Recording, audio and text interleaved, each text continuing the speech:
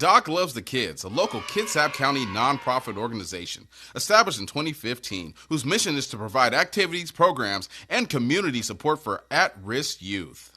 They put the U in community. Doc Loves the Kids.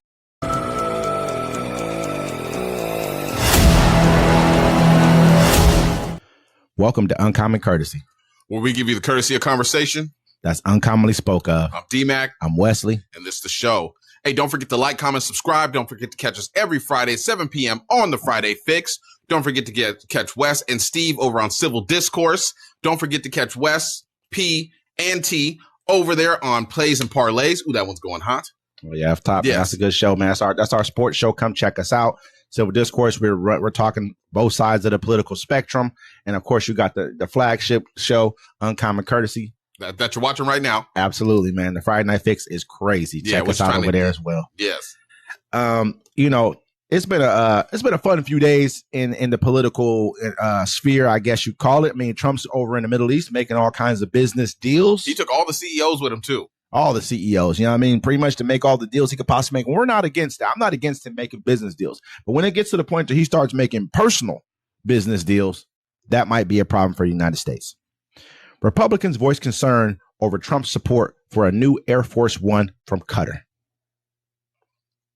Republican lawmakers are signaling growing concern over President Trump's openness to accepting a $400 million plane from Qatar to serve as the new Air Force One, an unprecedented move fraught with ethical and legal issues that is testing even his biggest loyalists. The chorus of reservations being expressed by Republican lawmakers represents a rare break with the president, who typically enjoys near total unanimity from the party.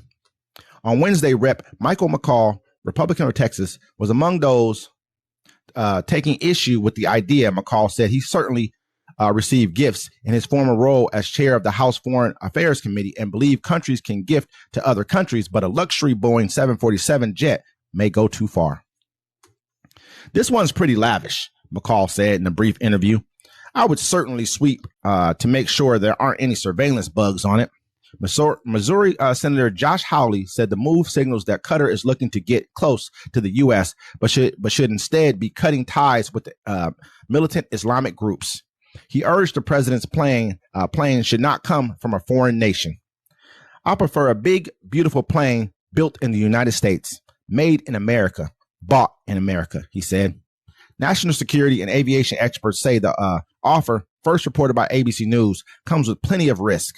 For this part, Trump has said the exiting Air Force One planes are old, expensive to maintain, and he has long complained about the time it has taken for Boeing to deliver a pair of replacements that he agreed to pay $3.9 billion for in his first term.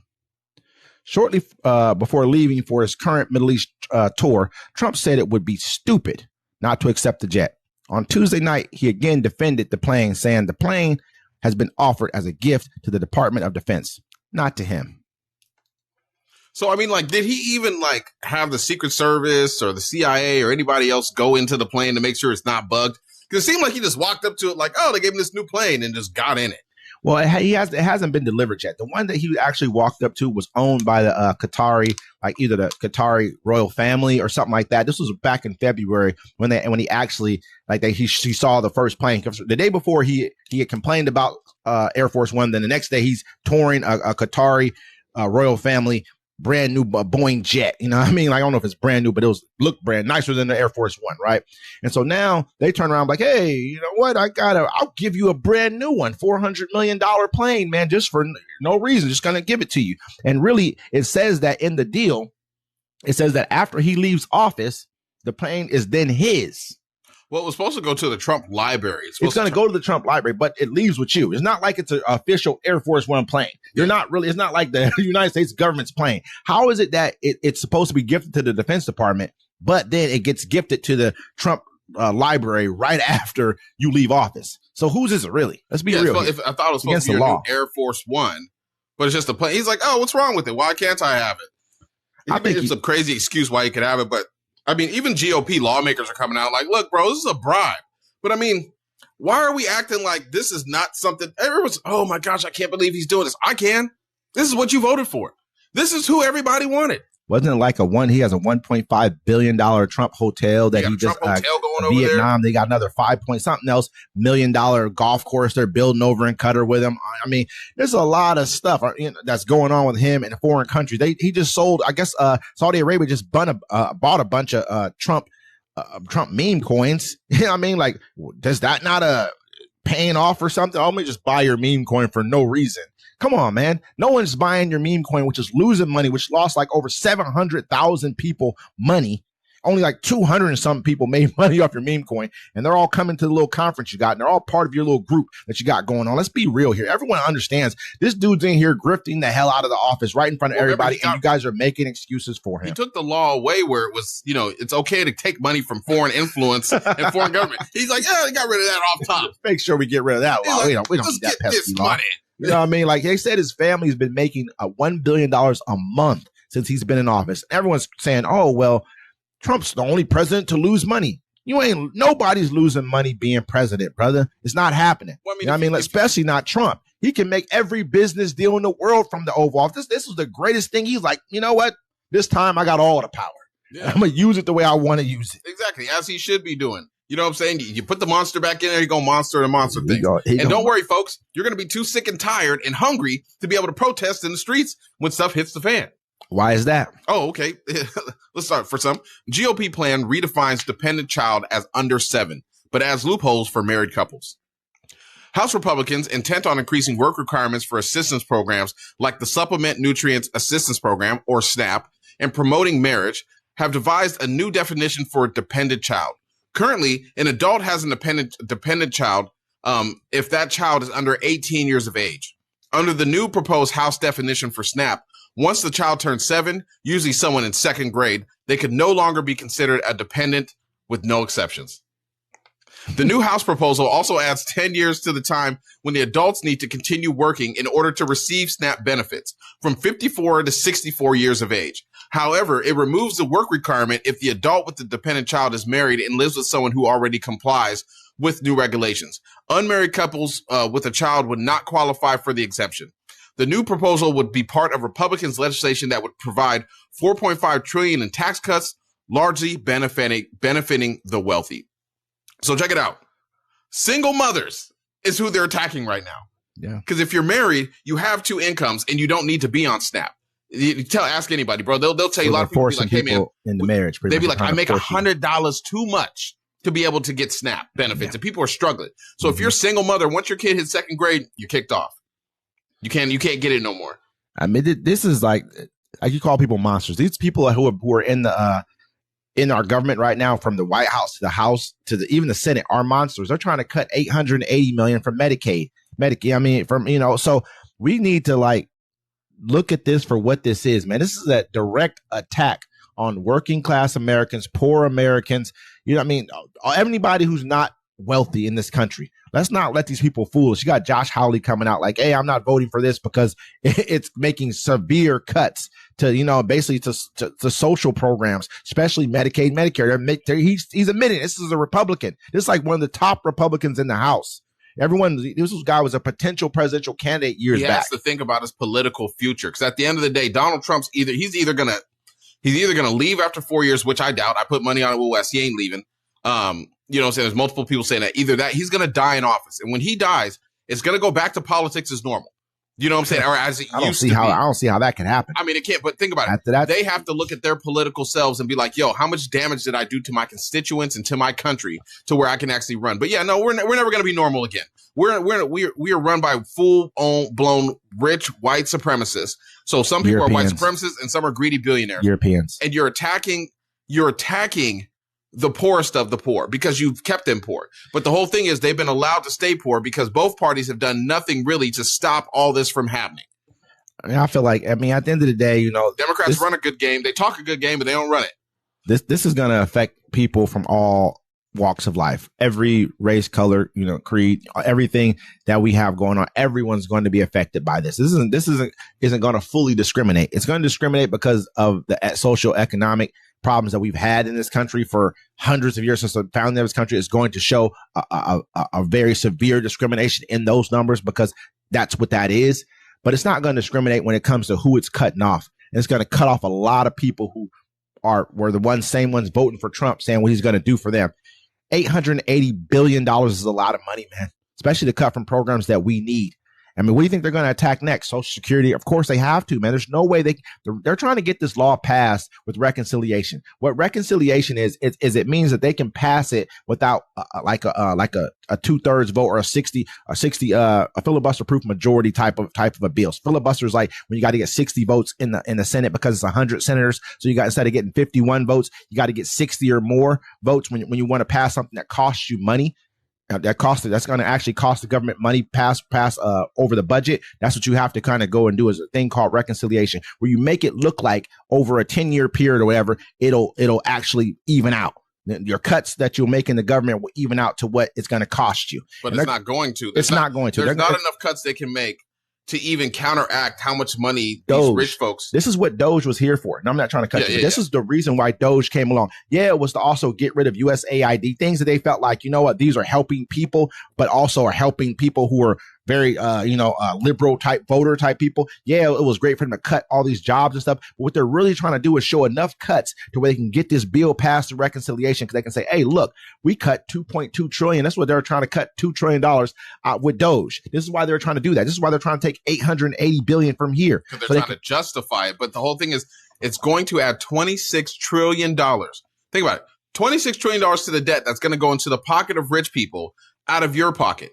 And you got people, you got the dude in Missouri. He's I think he's a senator. He's coming out. He's like, the taxpayers, the people in Missouri need to explain to me why the tax money needs to go to their Medicaid.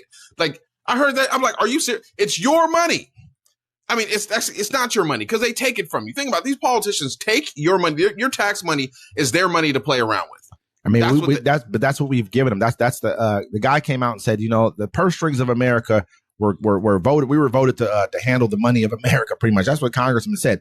And what we also need to remember is that when they talk about kicking things back to the state, they're not talking about, let the state deal with it. They're like, okay, the federal government pays 40% of all SNAP benefits throughout the country, right?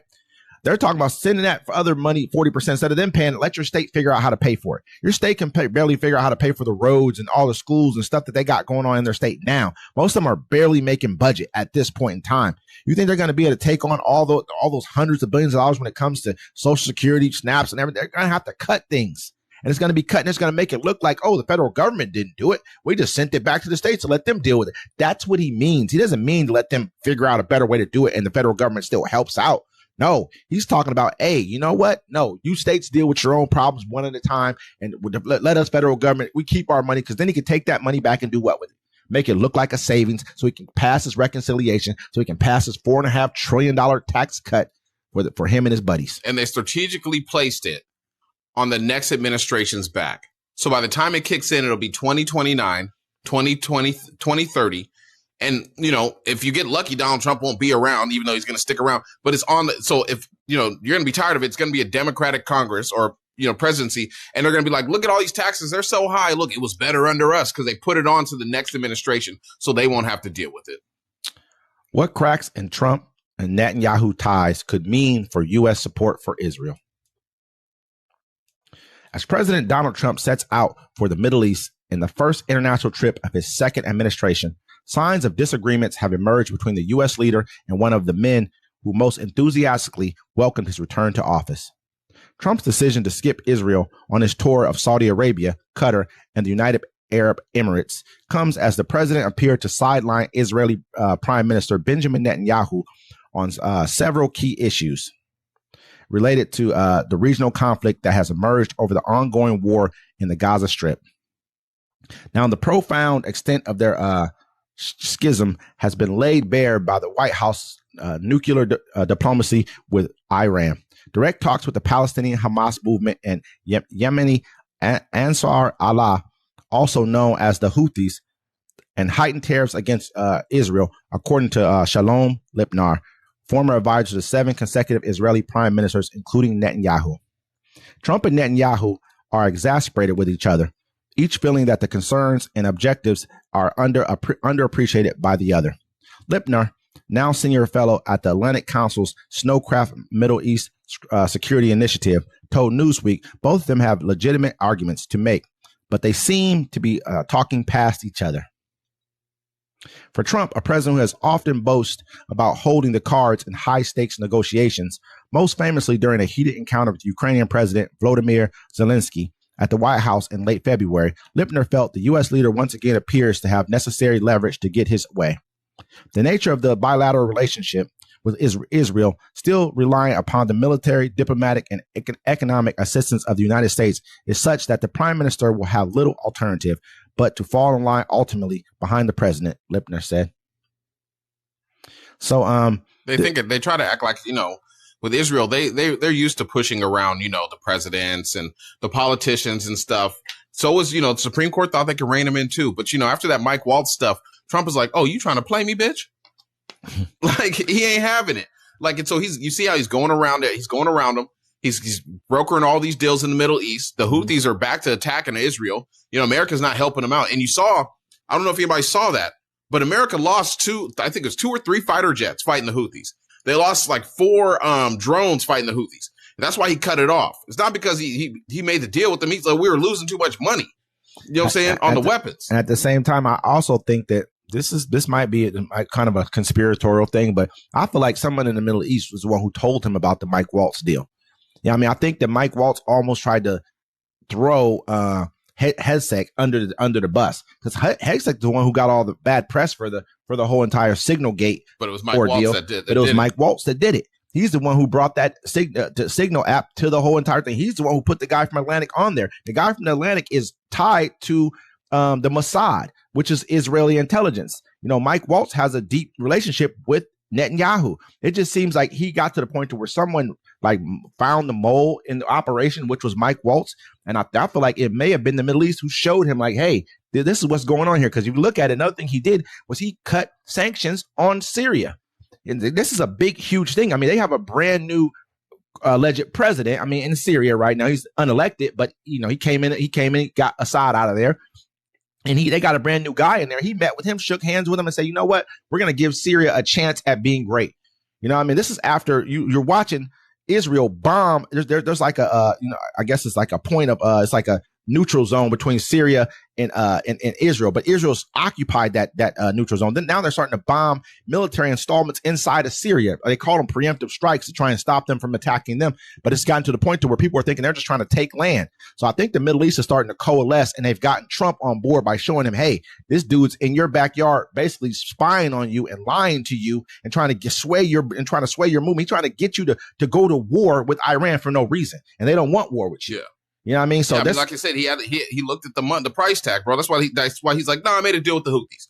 Because he stopped. He was like, look, I'm spending all this money to bomb them for you, and you over here playing in my face. Yep. You know what I'm saying? And so they cut off all ties, and Israel's like, yeah, we don't need America. That you'd crumble.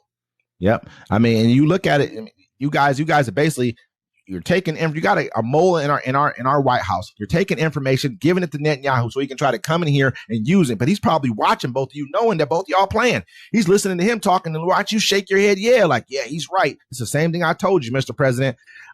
This could be a great thing in a lot of ways, because this could break the relationship that they've enjoyed for a very long time with America. We've given them over $308 billion since 1946 in just aid. This is money, and this is also weapons. They have AIPAC in our country, who's their lobbyist group, who spends hundreds of millions of dollars on elections every year. All they're doing is taking the money that we give them and giving a little bit of it back to us so they can control everything and get more money. I would do the same thing. If you could, why wouldn't you? If a person gives you $10, you can give them back 50 cents and keep on getting your $10 forever. Yep. You do it too. Yeah. So we're going to stick with that. That's going to be an interesting one. And then I got one last one here. Absolutely. Judge seizes control of New York City's Rikers Island jail complex. A federal judge on Tuesday seized control of New York City's notorious jail complex on Rikers Island, which will now be run by an official who reports directly to the court. In a 77-page ruling, Judge Laura Taylor Swain wrote that she found the conduct of the city over the last 9 years leaves no doubt that the continued insistence on compliance with the court's order by persons answerable principally to political authorities would lead only to confrontation and delay. She also wrote, the current management structure and staffing are insufficient to turn the tide within a reasonable period. That defendants have consistently fallen short on the requisite compliance with court orders for years. at times under circumstances that suggest bad faith, and that enormous resources that the city devoted to the system that is at the same time overstaffed and underserved are not being deployed efficiently. The manager who will report to the judge will work with the city's jail commissioner and will be empowered to take all actions necessary to fix the complex. While the necessary changes will take some time, the court expects to see continual progress towards these goals, the judge wrote. Now, let me tell you a little something about Rikers right now. Last month, all the guards stopped working. They were so understaffed, they couldn't take care of it, so the guards stopped working. So the inmates were in there with themselves for like 2 weeks. Plus, they have people in Rikers Island. You go to Rikers, they arrest you, they put you in Rikers, right? A lot of people have been sitting in there for years. Haven't seen a judge, haven't been to court, nothing. Just sitting in there for 3-4 years. You know what I'm saying? And they've shown video of the side of it. Like, people are in there treated like animals, bro. There's feces all everywhere. Do you remember Khalil Brower? I think that was what his name was. With the backpack. The kid got in trouble or something over a backpack or something. He was in jail for like 3 years. Yeah, for over nothing. He was a kid. He was, and they ended up killing himself or something like that. Because, I mean, you're in jail for nothing. You're not going to court. Nothing's happening. You just sit me in jail. That's the same thing as when they're talking about your habeas corpus. That's called due process. That's what this is called. You have so much time. When you're in custody, you got 90 days. That's your speedy trial rights. You got 90 days to convict me, get me for something, whatever you're going to do, get me out of here. Or you got 60 days in custody, 90 days out. If you're in custody, you got 60 days for them to take you to trial, get it over it, get it done, or 90 days if you're out, unless you waive those rights. This kid's just sitting in Rikers, man. It's basically an animal house. They're letting these people just run it. However, if a judge comes in and says, I'm taking over, I'm not letting you guys do it anymore, there is a definite problem. This has been a while they've been talking about doing this. Yeah, mayoral candidate Scott Stingers, who previously served the city's controller, praised the judge ruling as long overdue but necessary in a statement. He said, for decades, Rikers has represented a systematic failure of multiple mayoral administrations plagued by violence, neglect, and dangerous and inhumane conditions. He said, while I applaud this decision, I do not view it as a victory. Instead, it's a scathing indictment of our city's failed leadership. People are dying in jail, man. People are getting killed. They're basically letting the inmates kill each other. Yeah. Like, imagine go to jail. You got to go do your little time. You got your little funky little 8 months. You got to go do whatever it is. You think you go back home to your family, but you end up with another charge. You got to defend yourself. I got to defend myself and kill this man or kill me. Kill him or kill me. Now I got a life sentence. So I'm excited they sent me to Rikers. I'm like, bro, send me anywhere else, please. Don't send me to Rikers. The food is messed up. They serve me your roaches. You know what I mean? The toilets is backing up. You might not even be in trouble for nothing. You might be Khalil Brower. They never even had to. They're overpacked and understaffed. So, I mean, in most prisons, they tell you the inmates run it. You know what I'm saying? Because I think you got like 30 dudes in there and you got 2 guards. Who really went in a fight? I mean, yeah. They probably got a lot of contraband, all kind of stuff. I'm not, like I say, this isn't an indictment of the people who are in there. This is more of an indictment of the people who run it and the people who are putting money into this system. And the system that takes it and that gives you the choice where if you're poor, you can go sit in jail. But if you got money, you can pay to get out and stay out. Unless you're black. Yep. And with that, this uncommon courtesy, we'll see you next time.